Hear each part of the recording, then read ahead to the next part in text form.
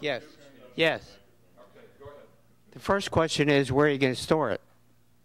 Well, that's a good question. On a mobile device, on a Mac, you have. Is there a problem? Is your mic not working? Did you turn yourself off? Is it off?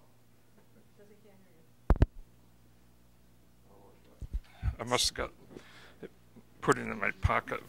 There's no one good way to do this. It's okay. I'm sorry. Yes, on a Mac, you always know, or you have the option of knowing when you save something, where it's going to go, and you can look at it in the Finder. You can locate it in the Finder. You can search, and if you're lucky, you'll find it with this. What's the search? Spotlight. Thank you. You'll be able to find it with Spotlight, but the mobile devices work a little differently. There is a search. You don't really have direct control over where that stuff goes. You can't see the file system on an iPhone or an iPad the way you can on a Mac. On a Mac, you know, your desktop, you might have folders there. You might have stuff buried in your documents or other folders. You can see all that without opening any app other than the Finder itself. There's no equivalent to the Finder on mobile devices. There's this dock thing at the bottom now. There's a Files app. Right. There is the new Files app, and you might be able to do it with that. You can do some things. It's sort of like the Finder. It has some of the things. The other thing is most apps on Apple mobile devices like iPhones and iPads save the data, the files or whatever you create, within themselves. By that, I mean there's an area somewhere behind the scenes, under the hood, if you will, reserved for that app, and it goes there. And in some cases, other apps can get to it. Other cases, it's private to that app. It all depends on how the app works and how it's set up and what. And in some cases, it depends on settings you make for privacy and other things. So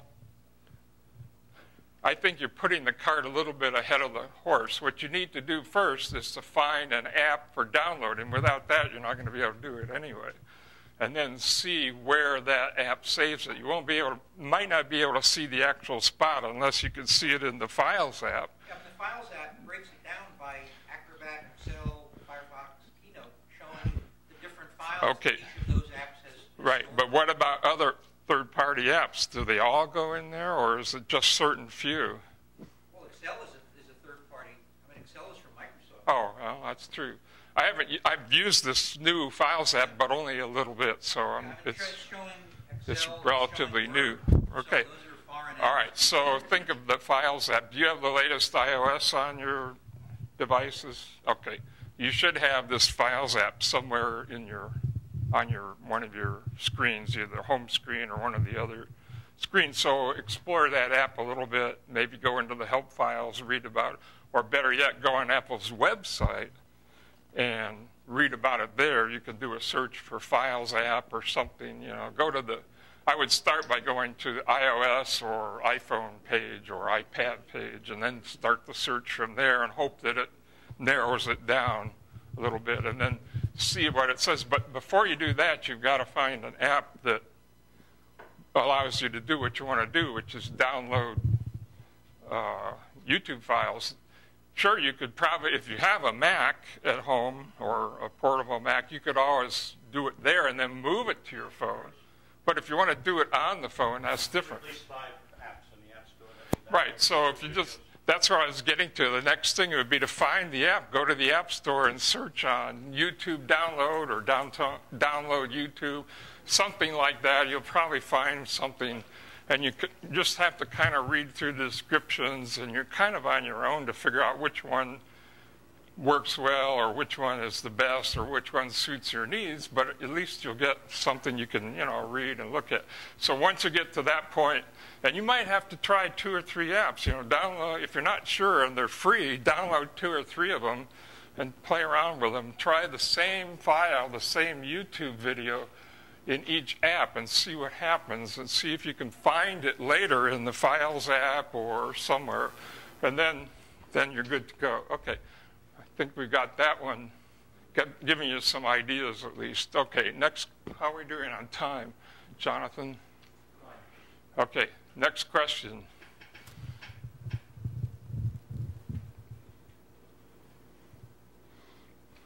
No. Crickets. Either people aren't awake or everybody's equipment's working and software is working perfectly. I have a question. Yes, Jonathan. So when I was in traffic on 66, there was this odd thing happening. Just when the traffic was all stopped, there were all these dragonflies hovering along our windshields. And it was very cool, and I just assumed that they just decided that when these things were stopped, this was a good time to investigate. Sorry, that didn't turn into a question, I don't did it? suppose that you don't suppose the dragonflies were the reason why the traffic was stopped. I don't know. That's an interesting one. Until 4 years ago, I lived many years in Southern California. The flora and fauna in Southern California are different than they are here on the East Coast. We didn't have deer, at least not around us.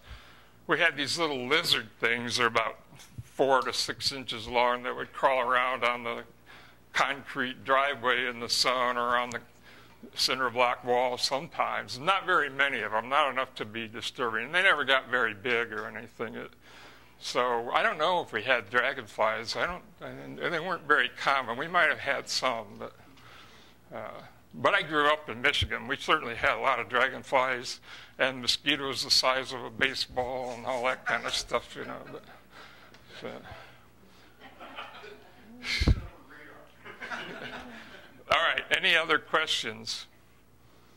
Shall I tell my little anecdote about the echo dots? Did I tell you I think I told you at the last, okay.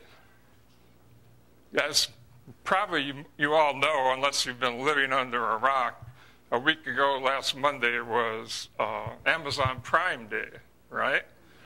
So at the suggestion of our son and daughter-in-law, my wife and I decided to buy a couple of Amazon Echo Dots. Now the Dot, if you're not familiar with it, is a smaller version of the Amazon Echo.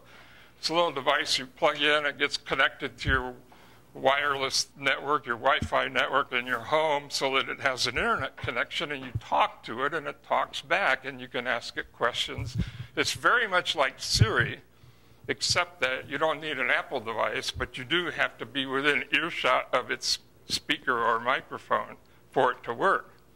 Okay, so we decided, well, actually, to back up a little bit, they had gotten us, for my birthday, as it turns out, a starter kit for Philips lighting that comes with 2 smart light bulbs and a hub that they work through. And the bulbs are wireless and they're smart, you know, they can be turned on and off remotely and dimmed and everything. Fancier ones have color. These are just basic ones. So we had that, but they said, you know, you should think about a Dot on Prime Day because they're cheap. That's less expensive than the regular Echo.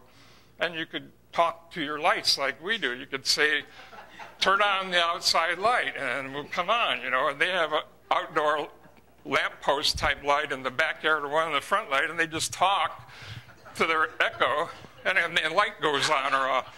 Yeah, I know it's a crack up, but so they said, well, you guys should do that. You wouldn't have any outside lights like that, but we could control inside lights and, you know, see how we like it.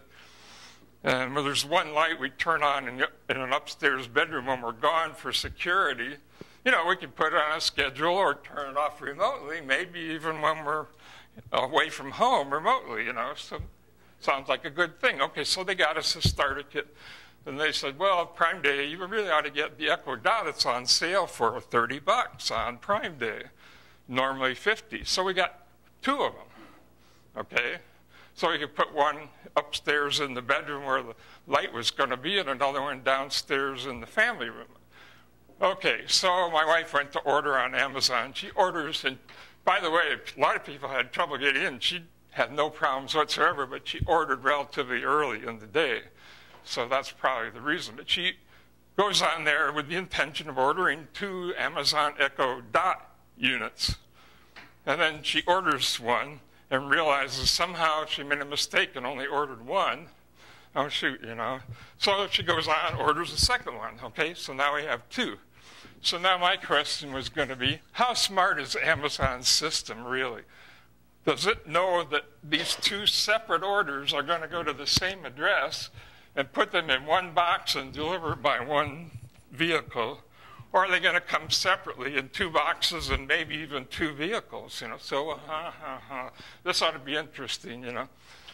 So what happens? They came the very next day, which is surprising in itself.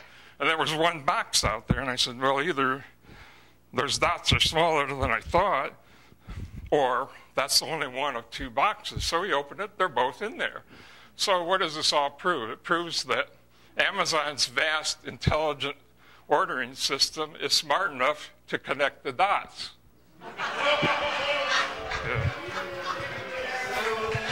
Okay.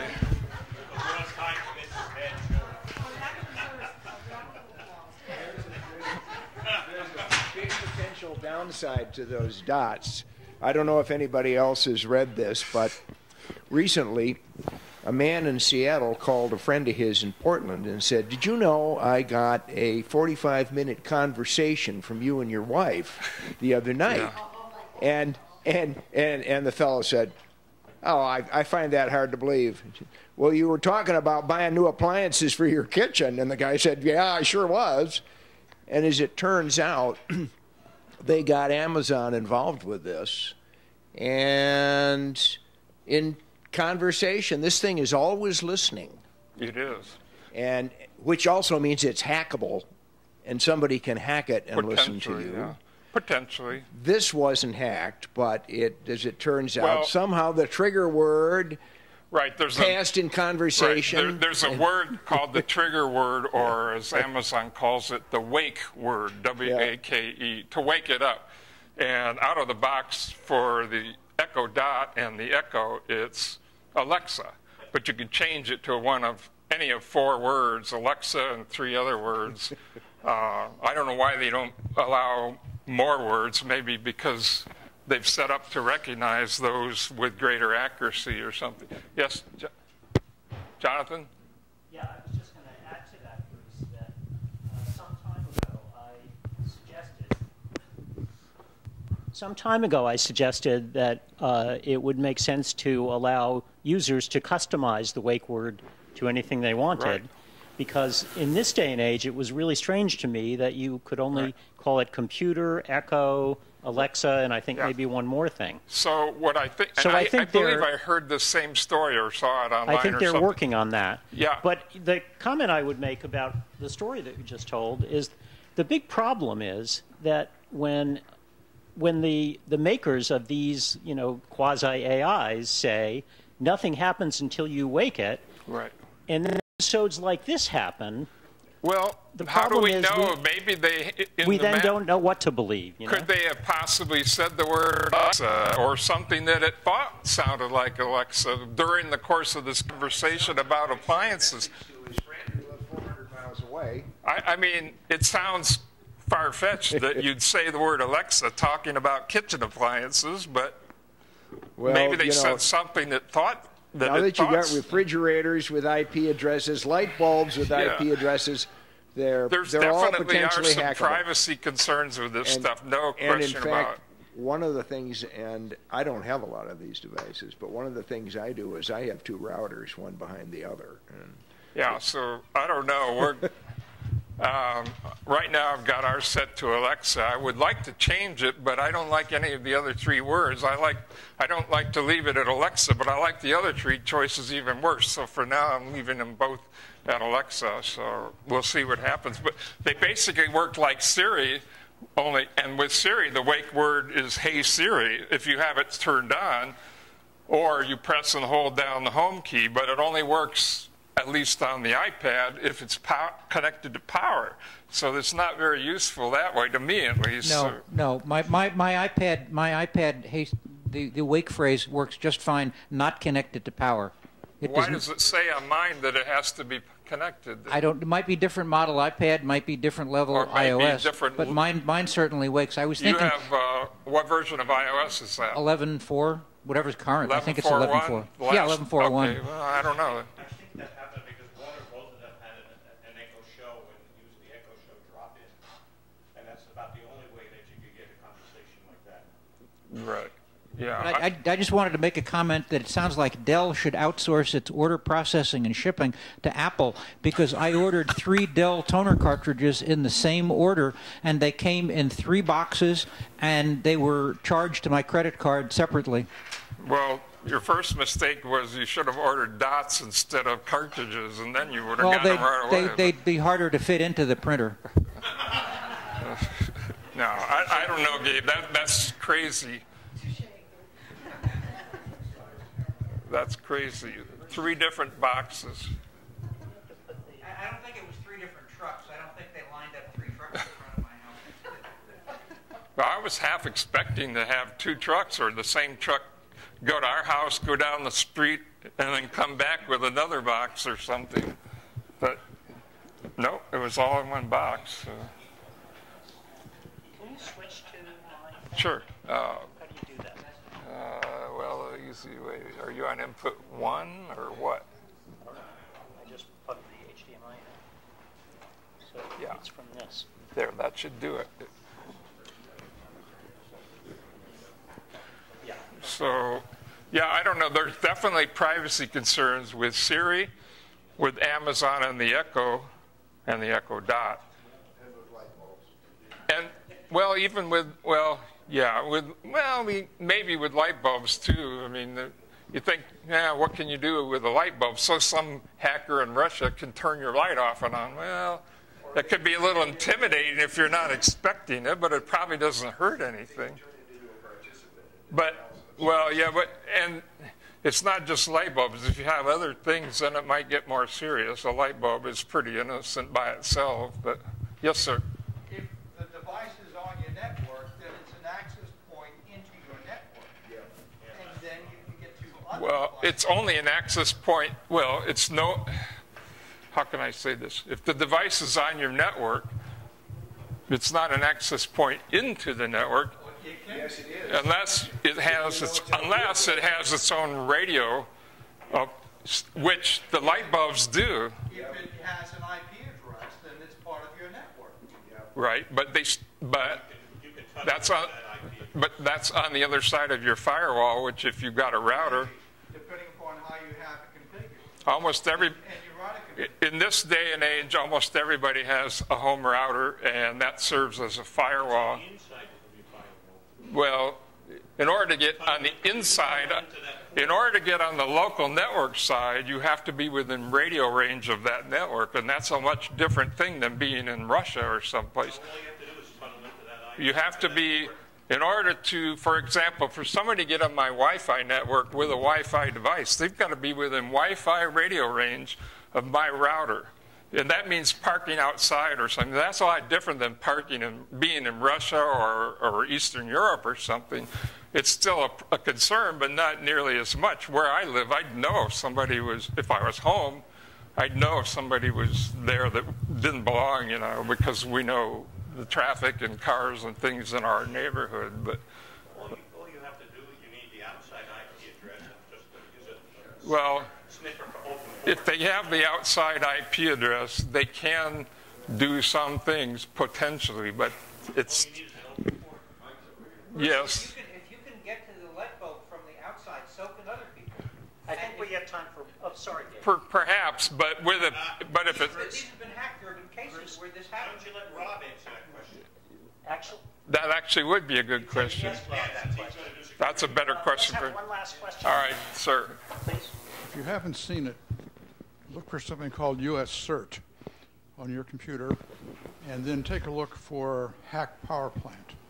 You will find about a 15-page laid out step-by-step how the Russians went in, all the way, and the final thing is a diagram of the power plant, reconstructed from what the Russians took.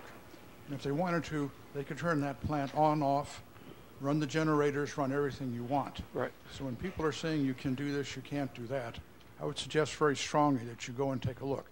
You won't understand how it was done. They explain in 20 pages. But the answer is yes, indeed you can. US CERT. US search.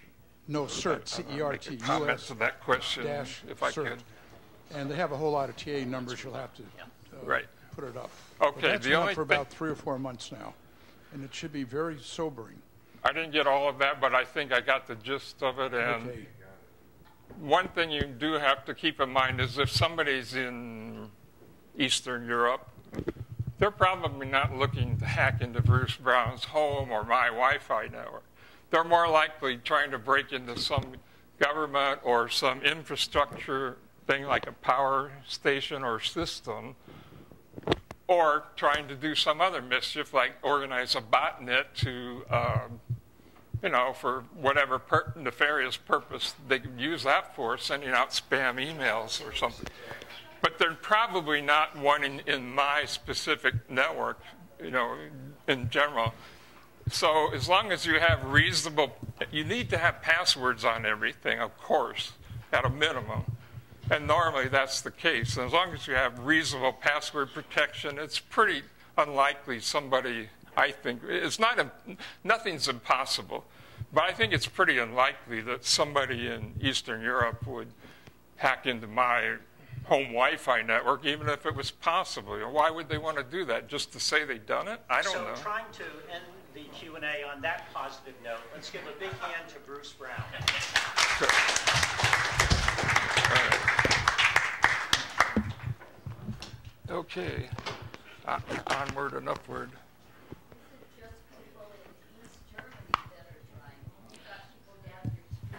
Right. Well, one thing that's worth adding to this is the way I look at it, just from reading a lot, is the whole idea of relative risk. And the relative risk to me means, am I concerned about my smart home devices being penetrated? Yes, and this is why I make sure that I install all the firmware upgrades. But the greater likelihood is that a website that I have an account with, that I have a very poor password on, that I've used on other sites, will be hacked. And that has your banking information. And that will let the hacker then access your other accounts. Yeah. So, this is why in the PI we've kind of evangelized about the password manager utilities, built into iCloud also, just to have a more rigorous, password regime on the sites you access. Why? Because that tends to be the highest risk, the most, where the most activity takes place. And frankly, the other pitch it lets me make that came up at the Afternoon Learners last time is the utility of using payment methods like Apple Pay and Android Pay when you're in stores and other retailers. Because in that instance, you're not actually sharing your credit card number with the provider. They're getting a token which is only decoded at the bank at the end of the website. And so there are all of these kind of different things that we can do. And maybe this is a segue into talking a little bit about some programs down the road, because sometime later in the fall, we're going to have Bruce do a full program on what's called two-step authentication, two-factor authentication, which is another security issue. Verification, two-factor verification, two-step authentication, two-factor, it's pretty much the same thing, but the details vary. Anyway, it actually is pretty cool that Rob Peguerero is going to talk about security also in his presentation. So it seems like this Q&A has been a good warm-up for the crowd for Rob. What I wanted to quickly talk about first is, who in the room is actually new to coming to a general meeting? Oh, are any of you part of Gabe's The Pataks group? Oh, thank you so much for coming today. One thing I'd ask is, could each of you just stand up and introduce yourself so the people in the group will know who you are, please? Dave Henry with the Ollie. Mm-hmm. I'm Hugh Conway, and I'm with Ollie, and I thought I'd come here and learn something, even if it was only by osmosis. Osmosis is a good thing. Meet some nice people here, too.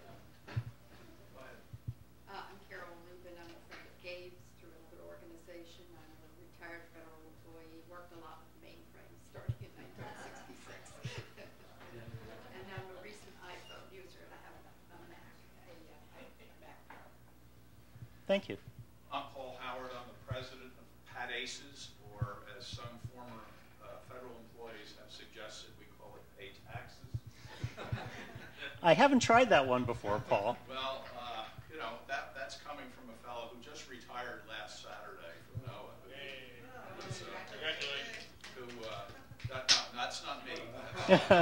This fella is hiking the Appalachian Trail, and he just did from Harper's Ferry 800 miles north, and he still has a ways to go. He's lost 30 pounds so far.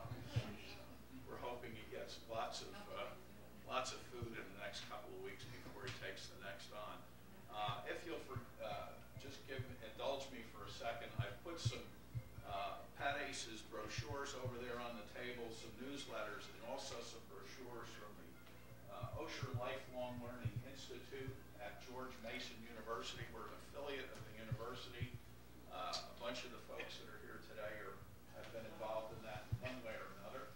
And OLLI is an organization of about 1,200, what we prefer to call experienced adults rather than geezers or seniors. And we would invite you to take a look at the brochures, take a look at the website. If you have any time in your schedule, consider joining the organization. We have courses on everything you can imagine, and we'd probably like you to come and speak to us if you have some experiences or things you want to explore. So thank you for the opportunity. Paul, thanks so much for coming today. Anybody else? Jack McFadden from Pat Aces, Capital PC Users Group. Thanks. Yeah, Steve Berber, basically Virginia Macintosh Users Group, Physical Biochemist. Thanks for coming today. Other people new? Yes.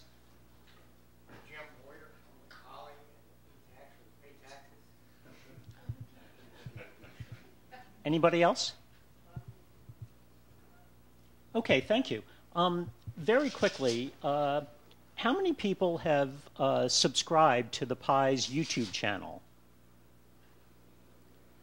Okay, very few hands went up.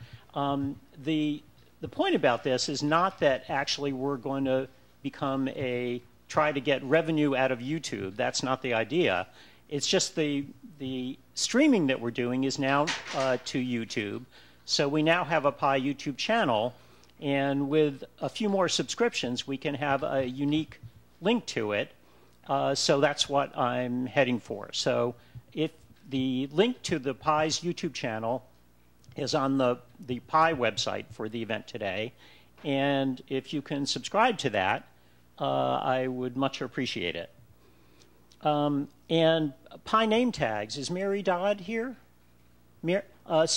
Approach Mary Dodd if you have lost your Pi name tag and want a new one.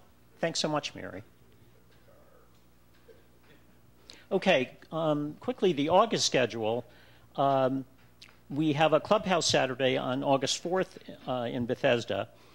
The two meetings on August 9th, the Afternoon Learners and the Clubhouse Saturday on the 18th, we are looking for different locations because those are a couple of weeks where the Cedar Lane facility is completely closed and rehabbing.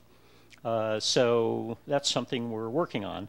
The August general meeting is going to be terrific, just great fun. Bob Levitas is going to be here remotely using whatever his thing is. And he is a really lively guy who is full of tips and tricks, shortcuts and Macs, and he's written books about this. And I'm really looking forward to that. So that will be here again. And for the August general meeting, Roy Wagner will be back, so we'll definitely do a mobile lifestyle SIG at the end of that meeting.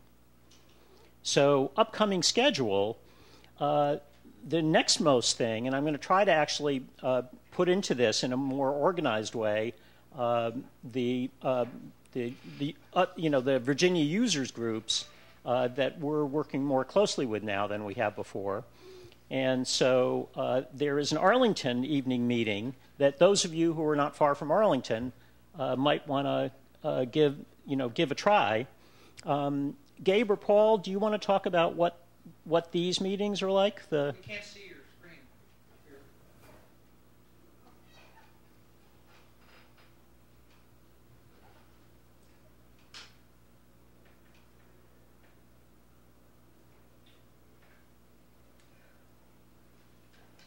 All I can say is when I'm doing this, I'm glad and Larry Kirschberg isn't here, I'm glad I'm not a GMU professor.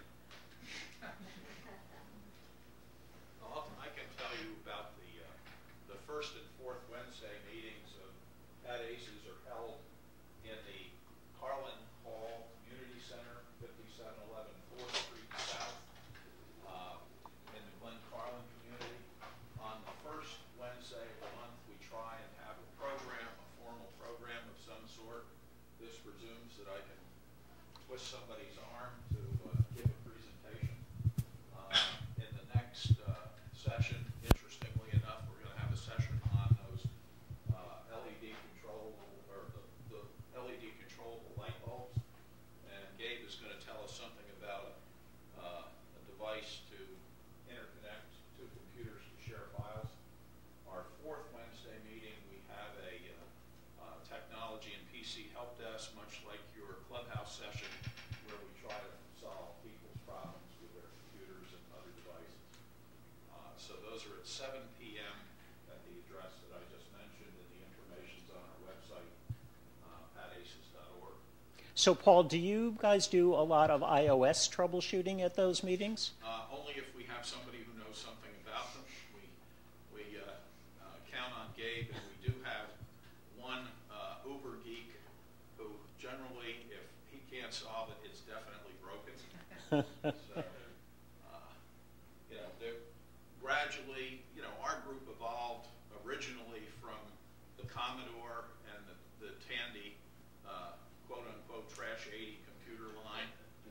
Incidentally, I want to congratulate all of you for making 40 years as an organization.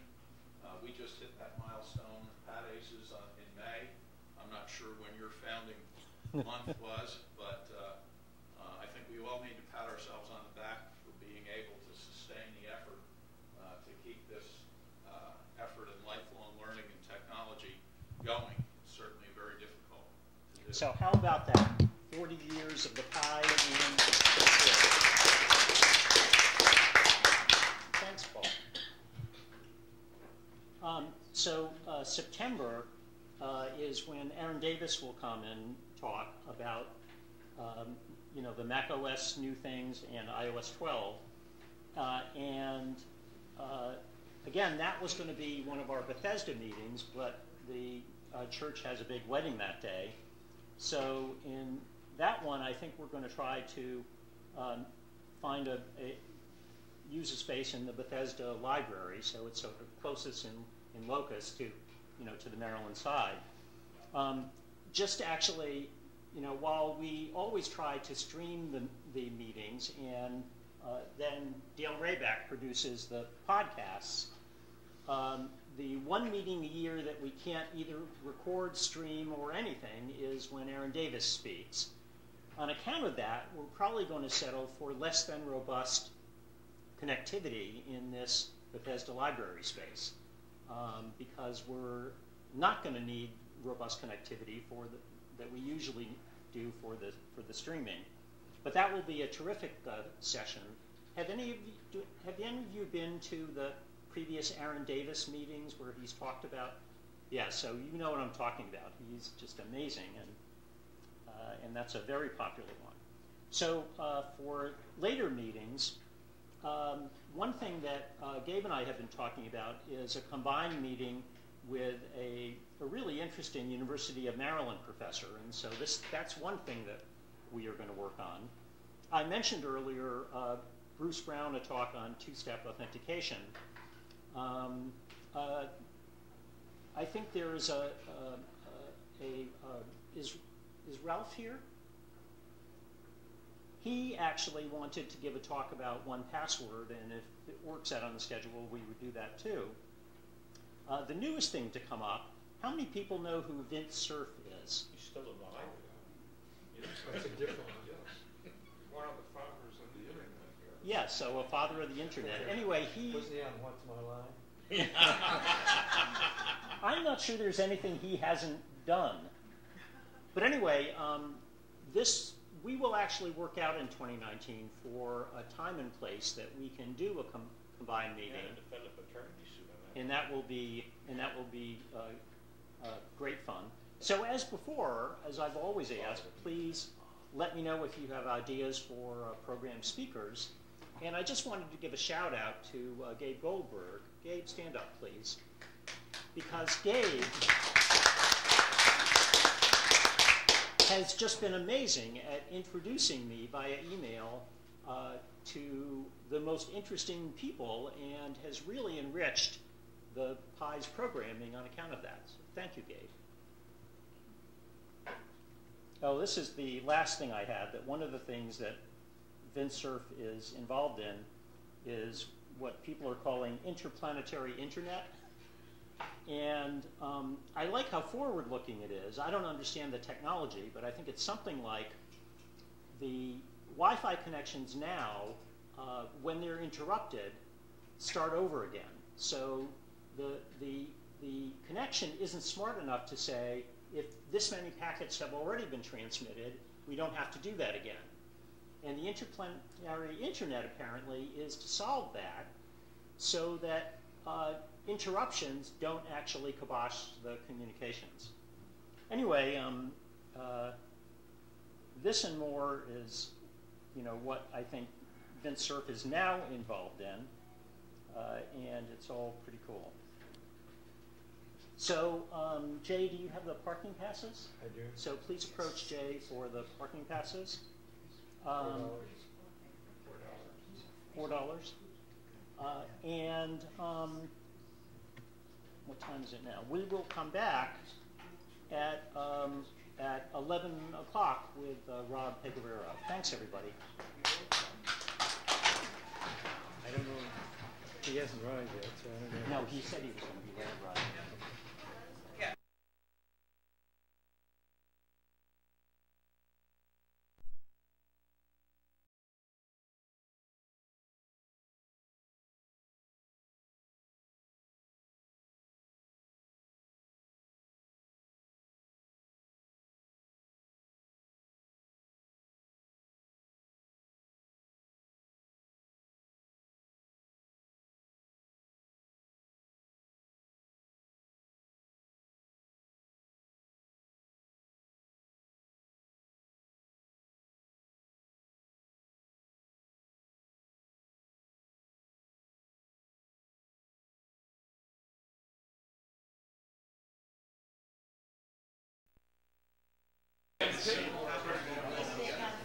So I don't know. Well, if you get one to say it, it's up to you.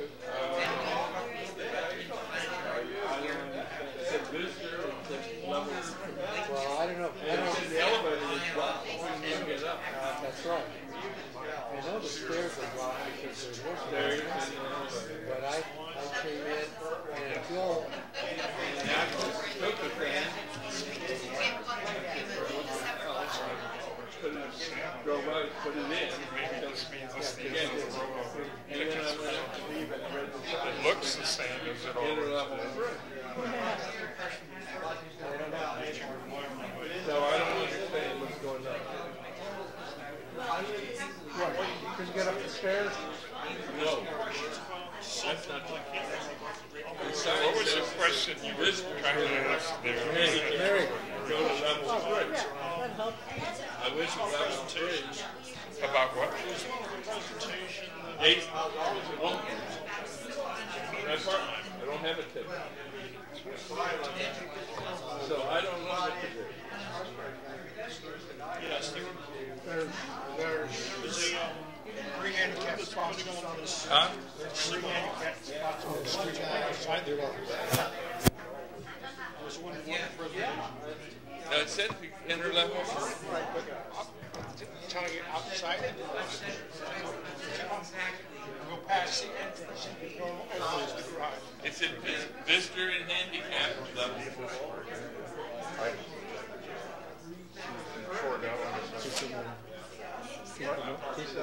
They weren't turned off.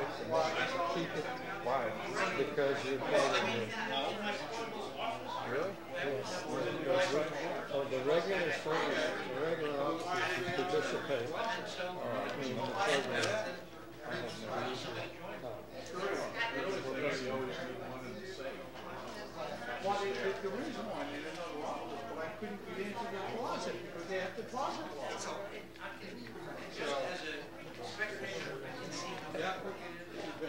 So I went out, looking around last night. Didn't get there. So, Thank you. one more. Well, if you want that information, Okay. Thank you. Yeah, because I love West Coast swing. Not that I'm good at it, but I just think it's such a beautiful. Really Now I grew up on what we call jitterbug in this area. I guess it's East Coast swing now. Yeah. So you get a good crew from, and I just say C-Tax. CS, tax. Oh, actually, it's just my name with my middle name. It's awfully long. I never should have done this, but I did. 10 years ago or so when I probably could have gotten a much easier one. Now it's just so daggone hard to switch. Yeah. so it's B-A-N-N-I-E. Actually, that's an O, B-O, Bonnie. Oh. Yeah. Okay, Bonnie. Mm-hmm.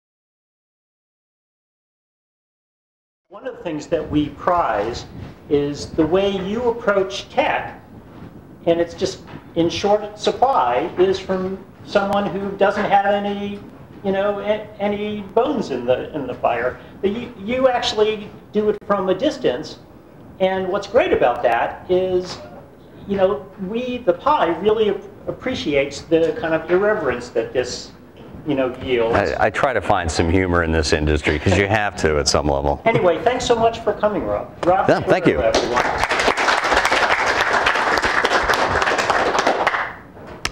So I thought for this time around I'd talk about a subject which is dear to my heart, in part because it's never actually fixed, so it keeps giving me stuff to write about. I'm speaking, of course, about security. And this time around I thought I'd sort of address this from the perspective of the evolving definition of it, or we keep realizing how screwed we were 5 years ago. And so I thought I'd start by going back to a much, much simpler time. Think about how everyone thought about information security in like 1990. That was my freshman year of college. Back then, my college ID had my real Social Security number on it. And that seemed so normal that when I had a fake ID made, I also put my real Social Security number on it. We just didn't know that would be a problem. So let's start at the dawn of computing and the internet, the mid-1990s. We had short passwords. We reused them everywhere because who was going to, get that? They were probably sent unencrypted because that was going to take too many processor cycles, and the really good encryption, you couldn't actually export it out of the US because it was considered a munition under the law. And besides, there was no such thing as public Wi-Fi, so who was going to eavesdrop on you anyways? Maybe there were some systems that were really well encrypted. If anyone knows if Apple's eWorld encrypted passwords at login, please let me know. Software updates. They came every few weeks, every month. I guess you'd know about them when Tidbits wrote about them or some other newsletter, or maybe there was an announcement on a Usenet news group, and then you'd spend 2 hours downloading one over dial-up and install it when you got around to it. We just didn't know that would be a problem. A few years go by, internet access becomes commonplace. Many of us retire our AOL addresses. Apple decided to get out of the online service. eWorld was this dial-up online service that you ran on the AOL platform for anyone. I actually had an account there for some insane reason. It's a good trivia question answer. So turn of the century. We now have dial-up access. Some of us even have DSL broadband. A million bits per second seemed unimaginably fast. But passwords, a lot of them are still getting sent unencrypted. I'm pretty sure when I was plugging in settings for every new mail account into my copy of Eudora, if anyone remembers that mail client, I don't remember too many of them specifying that you should click this use encryption, use TLS box in the settings. So they were just getting sent over the clear. They were webmail accounts. I honestly don't know if they encrypted your password when you logged in, but I'm pretty sure none of them encrypted the session. So if you were on public Wi-Fi, which was starting to become a thing, I guess had the airport come around by then? Anyways, anyone who happened to snoop on your session with Hotmail could read everything that was going back and forth over the internet. There was still no real notion of securing your computer. You woke your computer up by tapping the space bar. There was no PIN code or anything. So there was always the risk your coworker could post something really obnoxious under your name to Usenet, if anyone remembers what that is. Your OS could download and install patches. You wouldn't have to go to an FTP site on your own and get them. But I don't think that was automatic by default. And no one really thought that was going to be a problem. It was about this time, 2001, Windows XP came around. And my review of that is embarrassing in many respects, but most so for the one word that appears nowhere in this 1,000-word piece that ran in the post that I think you could still find. That word was, of course, security. Nobody really thought, hey, we have this OS where everything runs as root. So any program you install or that gets onto the machine has the run of the house, can do anything you would, including a whole lot of mischief. It was a more innocent time. We just didn't know things like this would be a problem. So XP comes out, and suddenly I have this gold mine of story ideas when people write it in to say, hey, I'm getting this notification at the bottom of the screen like I'm on some local area network. That's because Microsoft had enabled the Messenger service, and people use that to push scams at people. There were all sorts of other problems. Microsoft had to ship this enormous update to it, Windows XP Service Pack 2, which was basically a whole new version of Windows for free.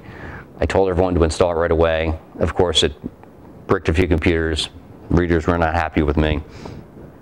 So 2005, we've had a lot of bitter, hard lessons about you have to have security by default, assuming that the internet is full of good people or will run like a Microsoft or Apple local area network is not a good idea.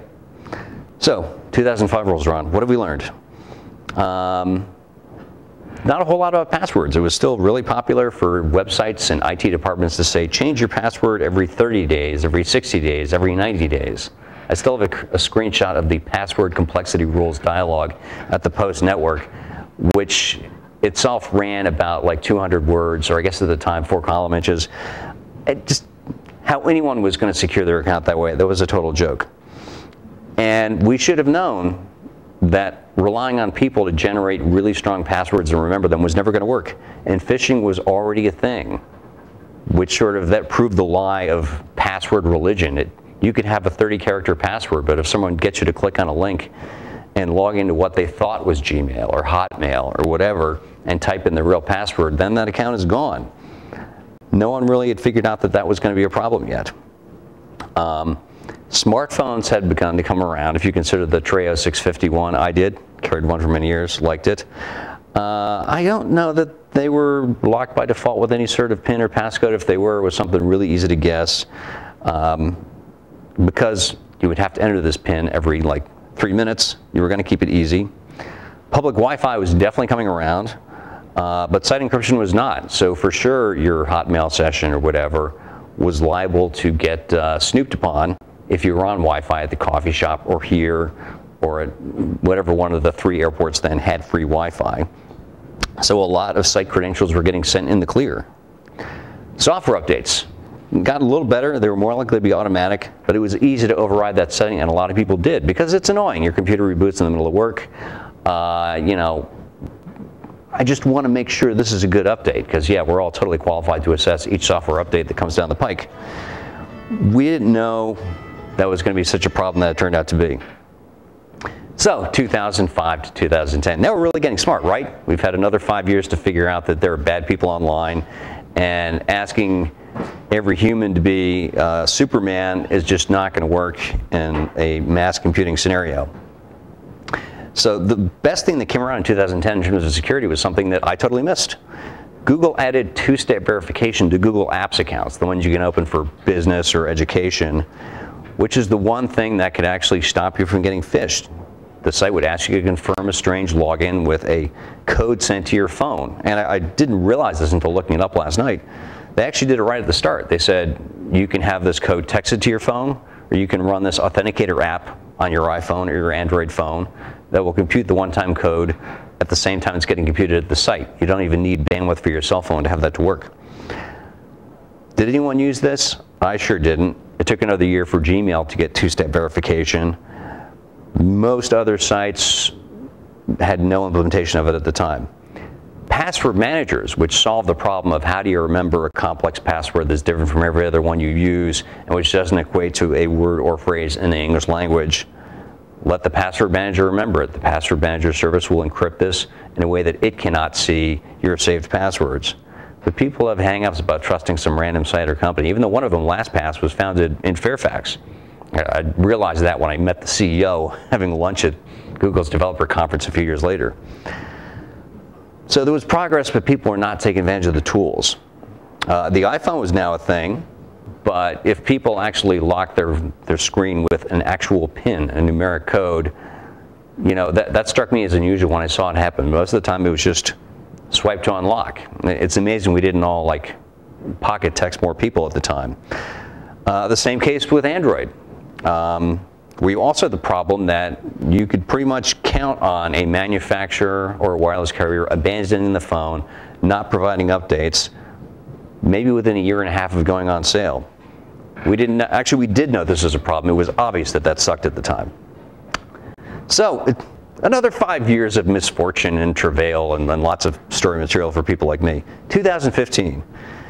Between now and then, a national security agency contractor by the name of Edward Snowden, maybe you've heard of him, revealed that there was a whole lot of surveillance going around because so much traffic was flowing around the web unencrypted from site to site, from data center to data center.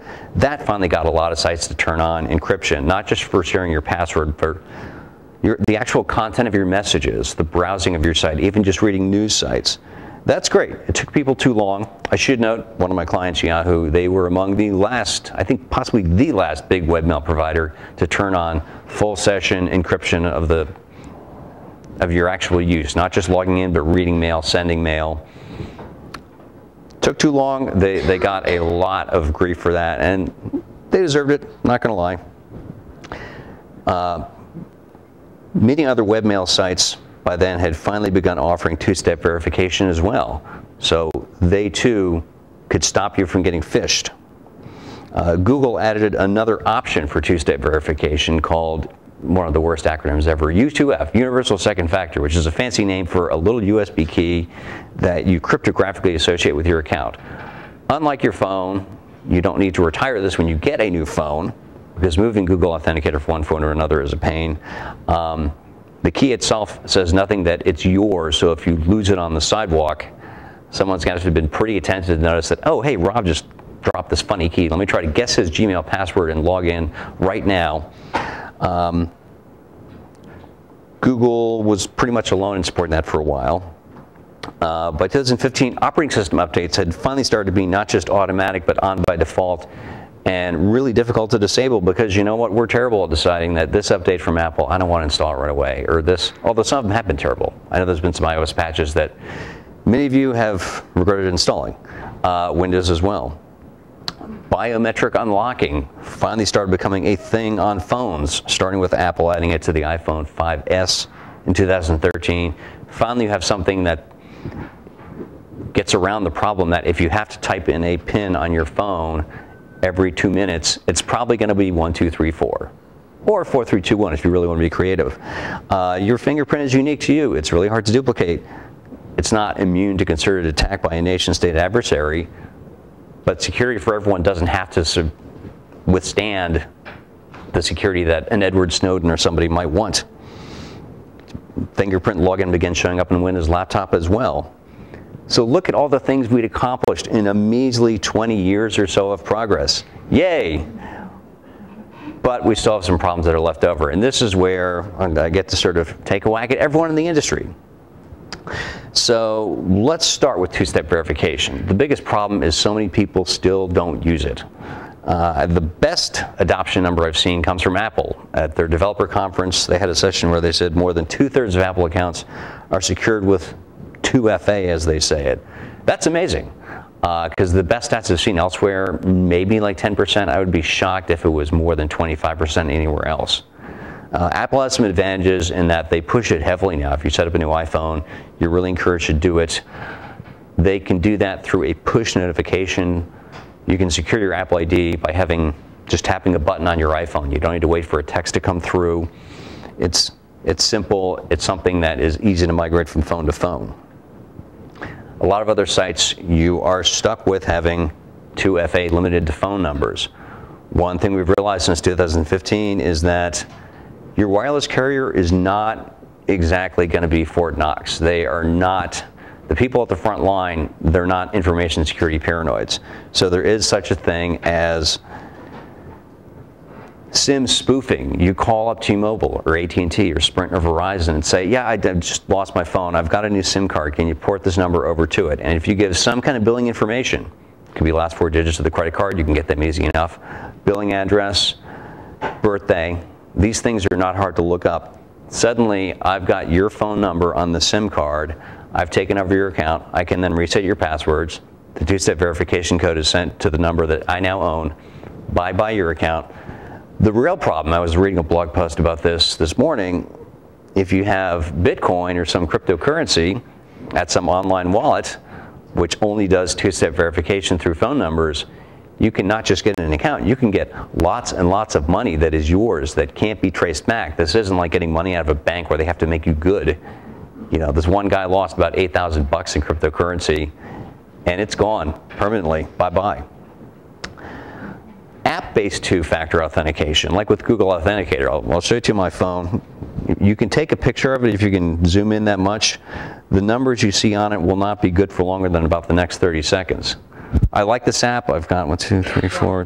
Plug into the Actually, let's not do that. I like this app a lot. It's really convenient. I mean, I've used this. I've been on airplanes where, forget getting a text message. It works. But I've also had to reset a phone. I've been using Google Authenticator on 3 different phones. Every time you do it, you have to essentially reset two-step verification on each account. It's a huge pain. And compared to text where, boom, your text magically appear on your new phone when you pop in the SIM card or get the carrier to transfer the service, it's easy. So I don't blame people for sticking with phone-based two-step verification. But for really important stuff, it's not good. And the problem is when some sites don't give you a choice. Instagram still only does 2FA by phone numbers. Well, if somebody has, and apparently you can get paid to post stuff on Instagram. I don't. I'm doing it all wrong. But apparently there's real money to be made. And if you have a big followership and an easy-to-remember username, you are a tempting target. And if the security of that rides on the ability of a support person at 9 o'clock on a Friday to determine that it's really you asking to put the number on a new SIM card, it's not a good scenario. PayPal's another problem. They at least, it's poorly documented. Last I checked, if you actually look for this on their site, clicking through support, you won't find an option to secure your PayPal account with a Symantec VIP app. It's another real-time code generation thing. But if you Google PayPal 2FA Symantec VIP, you'll find it. It still works. That's a problem. They got to solve that. U2F, I mentioned these magic little USB keys. I've been using them since in 2015. Google got me to use them by a very simple way. They gave me a couple for free. Everyone who went to their developer conference got 2 of these things. And because I'm slow, it took me about another 18 months, I think, to set them up. But it's neat. You pop it into the browser, you log in, you associate it. Now you have this. That can become your primary line of defense. You just need to have them someplace easy. I have one at home in a drawer. I have one in the little bag full of cables and chargers that I carry everywhere I travel. It's great. Problem is, A, not enough sites support them. Like right now, I can think offhand, Google does. Twitter just added that option. Facebook has for a little while. Dropbox does it. Lots of other sites that could use it, and the reason why they couldn't, don't. The other problem here is browser support. Chrome was the first to support this. This is going back, I think, to 2014, where Google added this. Firefox just added support for this, although it's not at all obvious. I don't think they even put that in the release notes. Apple has this browser, Safari. I know Apple takes security seriously. They have no support for this. Apple PR has not explained when they will. They've said, well, we have people working on the underlying standard. Say so. No one will not buy a Mac because Apple says we're going to have this in Q4 but not Q3. No one shops like that. Apple's reflexive opacity is their own worst enemy here, and in other cases. Fingerprint unlocking. I love it. I've got it on this iPad, on my phone, on the Windows laptop I have at home. It wasn't on this MacBook Air when I bought it 5 years ago, of course, but it won't be on a MacBook Air you buy today. It won't be on the MacBook 12-inch you buy today. You will have to spend $1,800 and up on the Touch Bar MacBook Pro. It won't be on a new iMac you get. That bothers me because you got to unlock certainly a laptop all the time. And if you're stuck with a password, people are not crazy. They will decide, I'm going to use this little shorter password because I can remember it, because I will be typing this thing in 20 times a day. Whereas if you just put a fingerprint on it, then you'll tolerate a longer password. Microsoft has gotten around that. Windows Hello, it'll recognize your face or your fingerprint. It works. It's become a table stakes item, and even in desktops as well, which could be good if you work in an office, if you have roommates who like to play pranks with their social media accounts. It shouldn't be a laptop-only proposition. Right now in the Apple universe, it is. Device encryption. Here, Apple has been way ahead. They've had File Vault on for a long time. This is, very good encryption. People I know who are paranoid about this for a living really like it. Microsoft has encryption, BitLocker. You have to pay for the professional version of Windows because Somebody in Redmond thinks only people who use computers and put them on their Schedule C care about privacy. That is nonsense. I shouldn't have to pay for this. And while there is an open source encryption app, VeraCrypt, I've tried putting it on my laptop, and I'm a little stuck about how this interfaces with Secure Boot. And Microsoft, don't make me do this. Do not charge extra for device encryption, because otherwise you have to be very vigilant when you travel. You better maintain physical custody of your laptop at all times. You better bring it with you to breakfast if you're traveling to China or Russia, I guess, because if someone can get at the hard drive or get it out of the laptop, doesn't matter what kind of password you have or fingerprint unlocking you have. If they just have access to the drive outside of the machine, they can clone it, and encryption would solve that easily, and it's something we know how to do. Bothers me that we're still having this discussion right now. Software patches, we've gotten them to be automatic on laptops, desktops, Apple devices. They're getting better on Android, mainly because I guess enough vendors have been shamed into getting their act together, even if they can't be bothered to ship feature updates. What about all the other computers we have in our houses? Wireless routers, Internet of Things devices. My router, I have to log into a little web interface and see that there's an update waiting, which of course I remember to do basically when the Wi-Fi cuts out. I'm like, do I need to reboot it? Is there an update? That's a mess. And not enough reviews pay attention to this fact at all.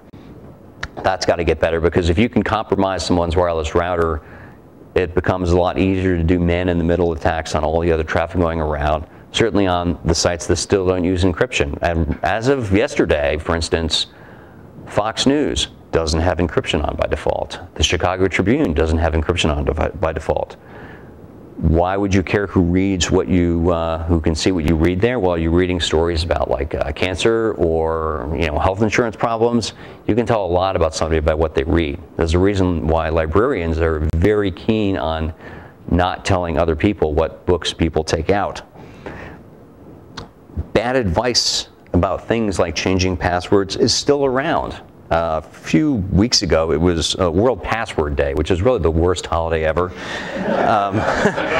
The Wireless Industry Trade Association posted a tweet saying, remember to change your password every 30, 60, 90 days. And I had fun dunking on them like, no, this is horrible advice. Don't do that. Use a password manager. Use two-step verification on your important stuff. I hope someone there learned a lesson. We still have people saying that strong encryption on devices and in communications is a problem because bad people will use these things. This is true, but there are lots of warrant-free spaces around the world, and no one has figured out a way to ensure that only the good guys can break encryption, and only when it's used by the bad guys. There aren't great answers, but saying up front that if we just ask the tech industry to nerd harder and find some golden key that will unlock this thing, but only when the FBI asks, and only if I'm actually committing a crime, that's just not possible. It's not a great situation, and it's made worse when people assume a magical solution. On the other hand, there's an annoying trend. The guy who's the chief security officer at Facebook, Alex Stamos, calls it security nihilism. It is the notion that there is somewhere some attack out of a sci-fi movie that is going to defeat any security defense you have. If the phone is unlocked with your fingerprint, someone will make a fake finger that unlocks it for you. If it's unlocked with your face, like Apple Face ID, someone will create a face mask that unlocks it as well. It's true, and people will say, cryptographers like Bruce Schneier have said, if the NSA wants into my computer, they're getting in. Most of us aren't being attacked by the NSA. Most criminals are not that smart. We should be focusing on what secures stuff for everyone else. So in short, we've gotten better at this. There is still work to do, and I thought I would use the remainder of my time by trying to help along with that. If you have a question about security, if it's really embarrassing, say a friend has this question about security, or the person next to you, and in return, each person who asks a question, like it or not, is getting something out of this bag of trade show swag. And I will note, beyond things like Slack socks, I have at least 2 different U2F keys that you still can't use in Safari, but will work in Chrome to secure your Google account, your Facebook account. And so those babies are worth at least $10. I don't know about the rest, but it's got to be worth something to somebody. So Ask your question. We have a microphone around. Earlier this morning at a discussion, people were talking about smart light bulbs and being able to control them within your house and being able to control them without your house, as in wherever you are. And there was some controversy over whether those represent a security exposure. If someone else can get to them from outside, so can the bad guys. The question is, if they get to it, does that give them an entree into the rest of your network, your computers, everything else? That is the correct question to ask. And I should note, I have a set of Philips light bulbs. Let me make sure. You people better not turn these things on while I was talking. Let's see, what's the status of them? All lights are off, good. So, yeah, with any kind of IoT gadget, there's two risks. First of all, what can happen if someone gains control of them? So you can remotely turn these lights on and off, dim them. Our daughter thinks it's cute when I change them from 2% brightness to 50% just by controlling the app. But also, can you use control of whatever hub controls those things to get into the rest of the network? So in this case, I feel pretty confident in that, A, these Hue light bulbs are not connected to, they themselves don't control any other devices. The hub that they connect to itself has to be secure. This thing does update itself automatically. I've seen that happen. And at that point, you would need to get into other computers in the house. So there's enough other devices to get into. I feel pretty good about that. Not entirely secure. Like if the NSA wanted to use that as a way to get in, they could probably do it. Although probably the bigger risk is the age of my router, which I need to replace. But the last time I looked at reviews of routers, the Wirecutter review I write for that site, they had a great review saying, here's what the coverage is like, blah, blah, blah. I wanted to know which of these things updates itself. I never want to look at a dialog and say, install the new firmware. The review didn't say so. I guess I should pitch the editor about rewriting that. So those are the right questions. I don't know the answers. They will change with each one. The biggest problem in general with IoT security is lots of companies just don't talk about it. They assume it. They hand wave past it. But they don't say, look, we hire red teams to try to break our stuff. Here's the security we do. Here's the data we don't collect. Here's our history of patches. And if more people would say that and say, this is how we keep your stuff secure, it'd be easier for me to shop. What would you like from this bag? We have, I'm serious, we got reusable shopping bags, we got T-shirts, lots of flash drives. I'm not kidding about socks. So yeah, these were from some event I went to at South by Southwest. One is for Slack, the workplace collaboration app. One is for Twix candies. I don't know why. We have lots of different ones here. No clothing. Would you like some giant Post-it notes? I was worried I'd never get rid of them. Yes. Okay, you got the mic. Yes, on face verification, I've heard reports that it's been fooled. For instance, a clown's face is usually recognized as not human, and there are others. But the question is, are there false positives? I mean, negatives, okay, but are there false positives? The last study I'd seen, there was a researcher in Vietnam who found that if you did a mask of part of someone's face, you could fool Face ID. The problem is you would need to have like a 3D model of someone. So this is an involved setup. You can't just grab a bunch of pictures, grab someone's Facebook profile picture or LinkedIn and clone their face. The way you can get around this is because things like Face ID and Windows Hello, it's not just a camera, there's also an IR camera. So it's not just looking at the image and saying, are the eyebrows in the right place, but doing a 3D model. And some early ones were just looking at the face itself. I know like Samsung phones maybe 4 years ago had a face recognition system which I don't think had the separate IR cam. And so that could be spoofed. What would you like? We have, like I said, socks are still waiting for a taker here. We have lots of notepads here. There's a couple of giant phone charger things here. What do we got? And if you do want one of these, what do we got here? This is, let me get these. Here's one of these U2F things. Man, what do I have here? Whatever, yeah. Yeah, let me just get all this stuff done. Here we go. This is about a year's worth of events going to here. You do exchanges? Yeah, that's between you all. The aftermarket is up to you. Yes. To get back to internet connected devices, what about smart thermostats like ecobee? They're not directly, when you access it from the outside, you're not directly connecting to the thermostat. You're going through ecobee servers. How secure is that? Cloud controlled, yeah. Depends. I mean, what is their setup like? And, the worry that there was an episode of, if any of you all have not seen Mr. Robot, it's a really good show that will make you paranoid about everything. And one episode involved someone living in a smart home where, first it was freezing cold, then the shower was scalding hot because everything was getting controlled remotely. At the end of the episode, the person in question had retreated to some very unplugged cottage in upstate New York to get away from that nonsense. So I do not have a connected thermostat. That's one where part of it is I work from home, so it's really not that big of a deal. And I found the smart light bulbs, they're useful in that I can have them turning on and off on a schedule in the foyer. But the real reason why I got them is my brother ordered the starter kit and Amazon sent him 2 instead of 1. So he said, "Do you want one?" I'm like, "Sure, I should test this out. Sure, let me try that." And so, yeah, that's all done locally. There's...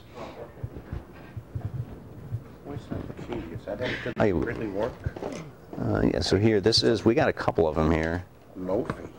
Yeah, that's a large power pack. Yeah, here's Does it work on an iPhone? It should, yeah. I think they've got lightning. Well, this is better than a security key. Yeah, well, I don't know. It all depends on your threat model, as they like to say. Oh, yeah, here you go. Everything's out there anyway at this point. Mm-hmm. What is this thing? All right, coasters. And not all the stuff is computer geek stuff. There is at least one cookbook here. Oh, Dinosaur Barbecue. I remember that. Okay, who's next? You mentioned IoT. Yes. What is IoT? A dreadful abbreviation for Internet of Things, which itself is sort of meaningless, but essentially it refers to connected household devices, or not even household, things that formerly worked offline, but which are now have sensors and are connected to the Internet, so they are aware of their environment, can respond to it, and can be controlled remotely. And so one example is, a light bulb I can control through an app on my phone, or a thermostat that knows to start cooling the house when you are within 10 miles of it, so you don't come home and it's 85 degrees when you just got back from a trip. It could be things like, you can find it connected anything. I've seen connected like tea kettles, coffee makers, and some of this stuff you really have to wonder, why are we bothering? What is the actual upside? For years I didn't even have a coffee maker with a timer on it, because it would be too much work to change the time twice a year and after every power outage. And then my wife started drinking coffee, so now we have one with a timer. What would you like here? We've got lots of... What is this? Oh, this is a athletic wear T-shirt. We got lots of little flash drives. What is this thing? This is... I think this is a... Doing that. Yeah. I'm going to put a picture on the screen. Sunscreen, real practical this time of year. See if it works. Little koozies here. So, folks, this is Ken Goldman watching remotely with his President Emeritus tag on, because his wife told him that if he was watching the pie meeting, he should put on his Yelp name themed. tag.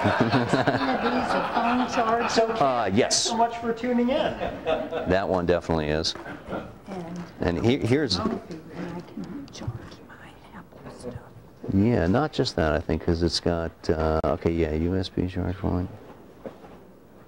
Yeah, I think you'll need a lightning cable, but yours should plug into that.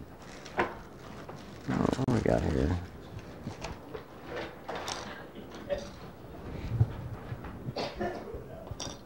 Oh, what is that? Oh, like little headphone things. Who has the mic next? I guess I'm next. Yeah. My new laptop, which is now about 2 years old, gave me the option of using the fingerprint or a password. Well, my husband, who set the computer up for me, used his fingerprint, which worked fine, and I went to use my fingerprint over numerous times, nothing would work. Huh. So I'm using a password because my fingerprint wouldn't work. Now, why wouldn't my fingerprint work? Well, assuming, you know, it's there and all that. There are cases where people's fingerprints, I guess, don't pick up. I don't know. Like, so I have Windows Hello on this HP I have at home. I don't think I've got my wife's fingerprint on it, but I know, you know, it's part of modern family life. You know, my wife can unlock my phone. She can unlock mine. I can unlock hers because I need to do it while someone's driving or whatever. So I haven't had an issue in those scenarios, and that covers both Android and iOS. I don't know, because Windows Hello definitely supports multiple fingerprints. I don't think, right? Somebody can correct me if that's, I'm pretty sure you can't do multiple faces. Yeah? I had trouble with the 5S. Hmm. 5S, and I called Apple, and it got bumped up, and no one first could answer my question. They sent me a wireless keyboard. Thanks for asking.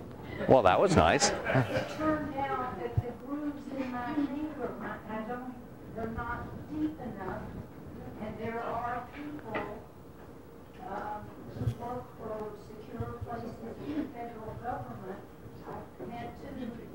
who can't do a fingerprint.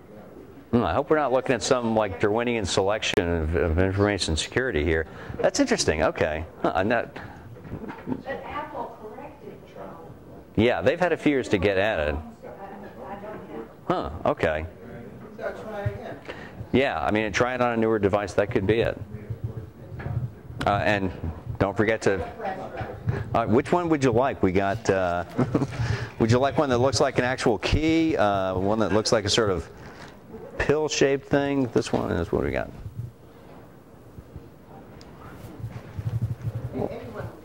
Okay, then here. Yeah, an actual like sort of card-shaped one. I think that's good for 4 gigs. White card. Quite possibly. Oh yeah, this is probably another flash drive. Yes. Here we go. Oh, here. Yeah. I had a friend that did security for State Department, and he would not have a Gmail account. He used Arrows for years and years. Oh wow! Yeah. I remember them. Yeah. Now, knowing that it has a 2-step verification from you, kind of answers the question. But yeah. Is Gmail still okay? And also the facial recognition. I'd like you to address that too. So first of all, Gmail, like, it's funny, lots of security types I know don't trust Google in a lot of ways, but they use Gmail and they use Chrome because Gmail's got really good security, and they've been at it for a while. They were among the first to pretty much all the important things. You know, full session encryption, first as an option, then as the default, allowing 2-step verification with an app, doing it through U2F. You know, they're really good at that. And, you know, I, for one, wish you could pay to have ad-free access to Gmail. You sort of can if you have a domain and open a Google Apps account. And that's how my work email runs. So I would say that certainly over most ISP emails. Like if you have cable internet, the biggest problem with that is your cable password is just the most overworked thing in InfoSec, because you use that to like handle your billing, check your email. If you want to watch something you have access to on the internet via a TV Everywhere login, there goes your password again. You want to log into cable Wi-Fi, you know, your free Wi-Fi hotspot, there goes your password again. I'm surprised there aren't more, you know, fake cable Wi-Fi hotspots just to collect Comcast credentials. And certainly Comcast email has gotten better, but a lot of ISPs, their mail product is just not what gets people to sign up. What gets people to sign up is there's no other ISP in town, so they don't have to be that good at their mail. And so there's been a lot of really crummy ISP mail products. So that's something where I would go with Gmail if you don't like the advertising and the tracking, which they no longer sell ads against the content of mail, which is good. Register a domain name. That's like $10 a year. Map it to a Google Apps account. You get ad-free service, and you can easily pay for more storage if you want, and it's a pretty low cost. I should note, I'm actually paying for extra storage on my Google Apps account, so I'm one of those people who pay for Gmail. Weird as that may seem.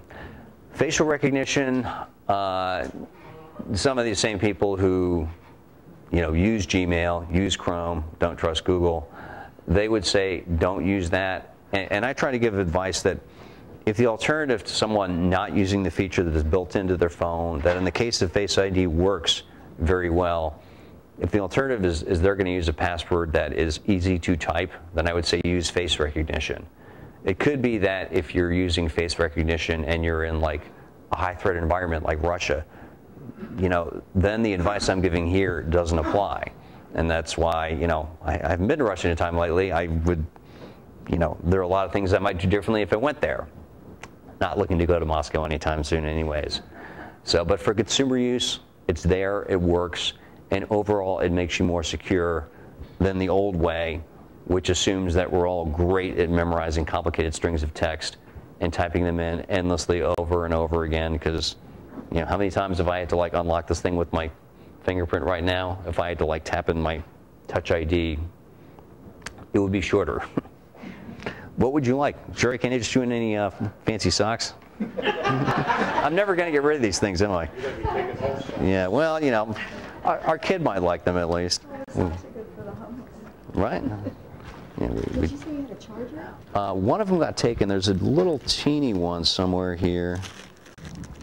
I have swag sunglasses too. What do I got? There was one tiny one, although it's only good for recharging a phone with a micro USB cable, I think.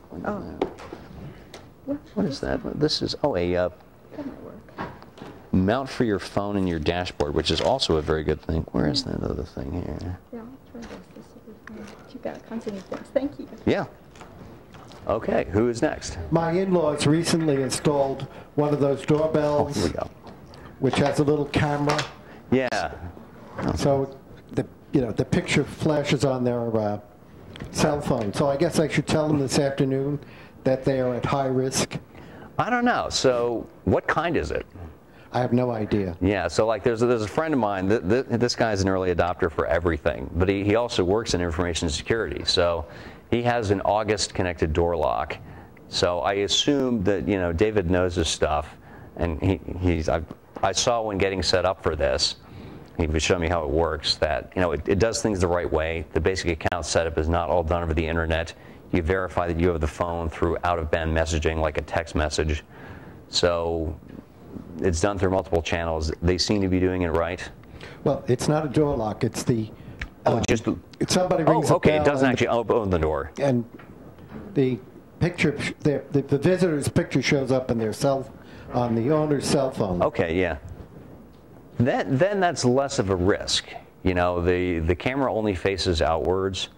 So in that sense, this expert I mentioned before, Bruce Schneier, Schneier, and he's worth looking up and reading at length on this. He talks about systems that fail gracefully. So the failure mode of a smart door lock is the door is open.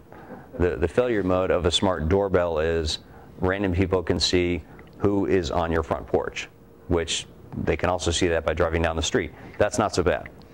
Oh, there's no danger that somebody could hack into their... Well, in theory, if you could use that, plant malware on it, and then have that sort of tunnel into the rest of your system, but that is going to be limited. If this smart doorbell, is it running like Windows XP embedded? That's bad, because then you could get lots of stuff to run on it. But if it's running some very simple lockdown thing, like right now, Google and Microsoft are developing IoT platforms, but the whole idea is it's very stripped down. You can't run anything on it. All the services that you might want on a phone or a tablet are disabled. And so there's just not much you can do on there. Don't forget to get your socks. I'll take a notepad. Okay, yeah.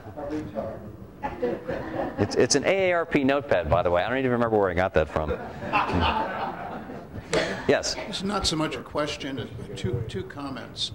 One of the things about the Internet of Things is not what it's going to do to you, but there's the possibility of it being zombieized and used to attack other people.